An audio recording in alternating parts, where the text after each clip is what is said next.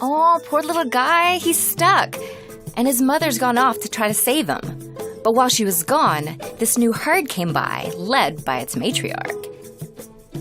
This elder elephant tried for some time to see if she could free the baby or not.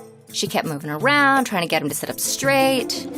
While amazing, and yeah, it kind of is, but this is not the first time that what appears to be empathy has been observed in elephants.